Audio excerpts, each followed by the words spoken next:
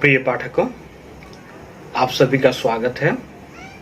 आज मैं आप लोगों के समक्ष छायावादी कवि सूर्यकांत त्रिपाठी निराला द्वारा रचित कविता दूरित दूर करो नाथ लेकर प्रस्तुत हुआ हूं। तो आइए कविता की ओर अग्रसर होने से पहले कवि एवं कविता से जुड़ी कुछ बातों को जान लेते हैं।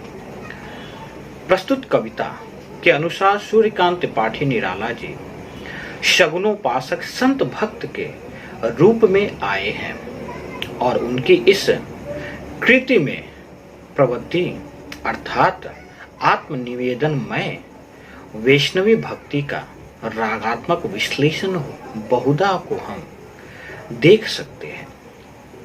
स्वतंत्र भारत में रचा गया निराला जी का यह पहला गीत है जिसमें इन्होंने बहुत आर्त अर्थात पीड़ित होकर भगवान को पुकारे हैं।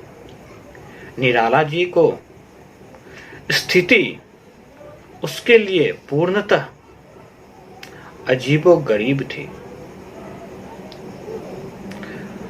उस समय का परिवेश अर्थात निराला जी का समय उनके दुखमय जीवन का पूर्णतः उत्तरदायी था, परंतु अपने इस स्थिति के लिए उन्होंने कभी भी किसी और को दोष ना देकर स्वयं को ही दोष देते रहे।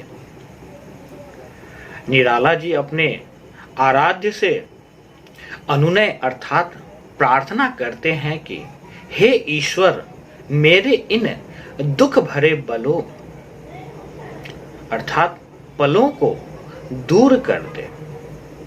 यहाँ निराला जी के एक भक्त मानसिकता का पता चलता है। उनके नाथ संबोधन में जो कातरता अर्थात दर्द है, उससे उनके जीवन के भरपूर कष्ट को हम समझ सकते हैं। निराला जी को अपने आराध्य पर अटूट विश्वास है। अपनी इसी पूर्ण आस्तिकता के बल पर अपने आराध्य को बार बार दीन एवं कातर भाव से निराला जी पुकार रहे हैं। निराला जी की इस आत्मदैन्य एवं आत्मसमर्पण से परिपूर्ण भक्ति के कारण ही उनका भक्त का स्वरूप हमें दिखाई पड़ता है। निराला जी की दृष्टि में रहस्यवाद केवल परम ईशहीन न रहकर पूरे भक्त की हो जाती है, जो अपनी अटूट श्रद्धा के साथ भगवान के चरणों में स्थान पाने के लिए आत्मसमर्पण कर देते हैं। निराला जी पुनः अपने दशा का वर्णन करते हुए कहते हैं कि मैं दूसरे के दरवाजे पर पड़ा हुआ निराश्रय और परिवारहीन हूं, तो हे ईश्वर, इस बेसहारे का हाथ पकड़कर सहारा दे। ऐसी प्रार्थना निराला जी प्रस्तुत पंक्तियों में हम देख सकते हैं। तो आइए कविता की ओर अग्रसर होते हैं।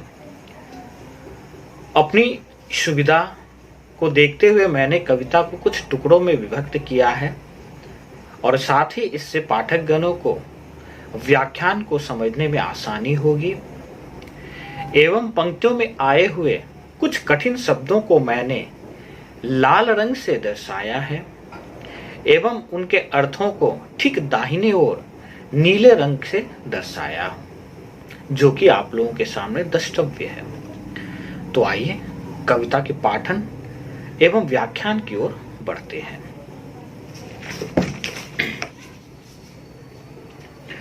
दूरित दूर करो नाथ, असरन हूं गहो हाथ। हार गया जीवन रन, छोड़ गए साथी जन। एकाकी नैस छन, कंटक पथ विगत पाथ। तो आइए पंक्तियों के प्रसंग की ओर बढ़ते हैं। यहाँ निराला जी सांसारिक पापों को दूर करने के लिए ईश्वर से आग्रह कर रहे हैं। तो आइए पंक्तियों के व्याख्यान की ओर बढ़ते हैं। निराला जी प्रस्तुत पंक्तियों में कह रहे हैं कि हे नाथ अर्थात ईश्वर, संसार में व्याप्त पापों को दूर कर एवं इस असहाय संसार को सहारा दे। निराला जी पुनः कहते हैं कि मैं इस संसार में असहाय हूं, मुझे अपने हाथों का सहारा दे। निराला जी कहते हैं कि हे प्रभु, मैं अपने इस सांसारिक जीवन युद्ध से हार गया हूं।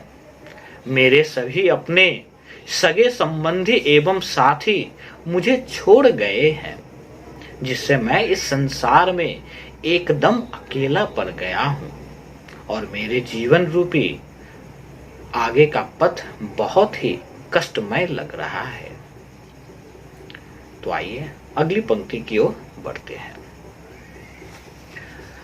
देखा है प्रातः किरण, फूटी है मनोरणन, कहा तुम ही हो असरण, शरण एक तुम ही साथ।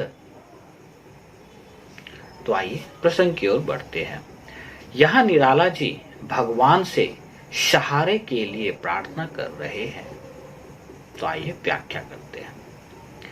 प्रस्तुत पंक्तियों में निराला जी कहते हैं कि प्रातः काल की किरण देखकर मन में एक आशा की किरण अर्थात आलोक का उदय होता है कि इस संसार में सभी असहायों के सहारा हे ईश्वर तुम ही हो। निराला जी पुनः कहते हैं कि इस संसार में जितने भी दुखी एवं असहाय है, उन सभी के पालनहार एवं सहारा एकमात्र तुम ही हो। तो आइए अगली पंक्ति की ओर बढ़ते हैं। जब तक शत मोह जाल घेर रहे कराल, जीवन के विपुल व्याल मुक्त करो विश्वगाथ। तो आइए पंक्तियों के प्रसंग को देखते हैं। निराला जी सांसारिक बंधनों से मुक्ति के लिए यहाँ ईश्वर से प्रार्थना कर रहे हैं। तो आइए पंक्तियों की व्याख्या करते हैं। प्रस्तुत पंक्तियों में निराला जी कहते हैं कि इस संसार में मोह अर्थात सांसारिक लोभ के जाल बिछे हुए हैं। इस संसारिक जीवन में सैकड़ों भयानक सर्प रूपी विषैले लोग फैले हुए हैं, जो इस संसार को अपने पापों से दूषित कर रहे हैं। तो हे प्रभु, इस संसार को इनके पापों के प्रभाव से दूर करो। निराला जी पुनः कहते हैं कि हे ईश्वर, इस संसारिक मोह माया के जाल एवं पापों से हमें तुम छुटकारा दिलाओ। तो इन पंक्तियों के माध्यम से आप देख सकते हैं कि निराला जी की इस आत्मदैन्य एवं आत्मसमर्पण से परिपूर्ण भक्ति भावना के कारण ही उनका भक्त का स्वरूप यहाँ दिखाई पड़ रहा है।